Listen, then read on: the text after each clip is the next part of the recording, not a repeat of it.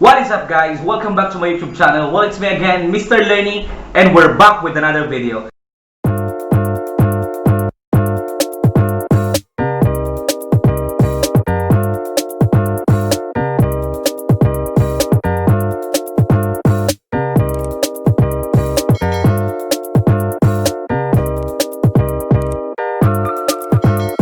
Alright, so today I'm gonna be teaching you some tips of how to make your slow slow processing laptop into a faster one. Alright, I'm gonna be telling you, or I'm gonna be teaching you some tips of how to make your computer work faster.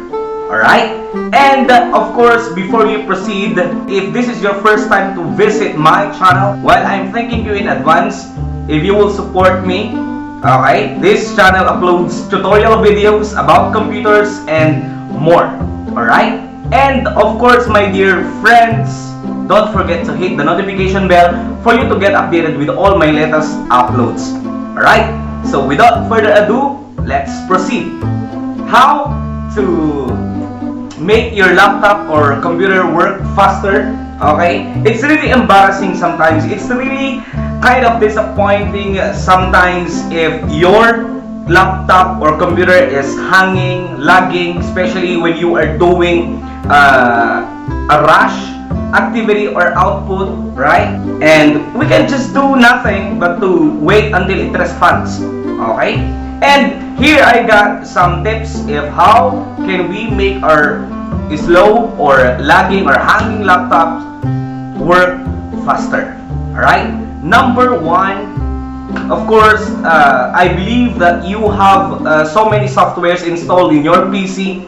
Okay, I recommend you to uninstall unnecessary softwares, such as those softwares that you don't necessarily need every time you open your computer. Okay, especially if you work in an office, definitely you only need to install important softwares. Okay, softwares that you will be needing. Okay, and if in case you haven't yet known if how to uninstall unnecessary softwares or uninstall softwares that is not really important, watch this.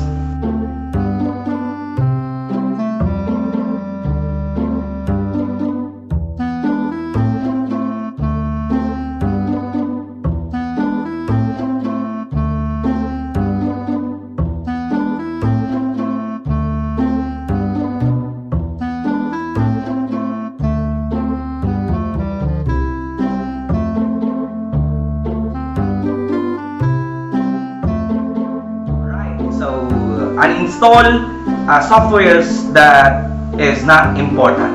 Okay, number two. Alright, understand the device or the brand or the unit of device that you have. Okay, some of us doesn't have the money or doesn't have enough money to buy a high quality laptop or high quality computers. Okay, how can you let your device or your computer work this or that kind of activity if you know that your laptop or your device is not designed to do that kind of activity? Why would you edit a video? Why would you produce a high quality video if you think your gadget has a low quality performance? Right? So don't force your laptop, definitely. Okay? Don't force your laptop to do unnecessary things. Don't force your laptop to work in an activity or program which is not suitable for it. Okay? Opening those programs or forcing yourselves to open those programs or utilize different softwares using your gadget, thinking that the performance is not so good, then you'll definitely encounter hanging, lagging, or whatsoever. If you'll earn much money, if you'll earn more money, then definitely I'd recommend you to buy a better gadget. Okay? And number three, reset your computer. Okay?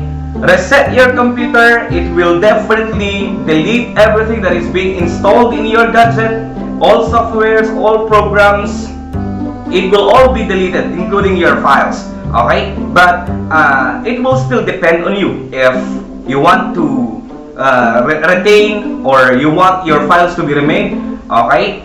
It's your choice.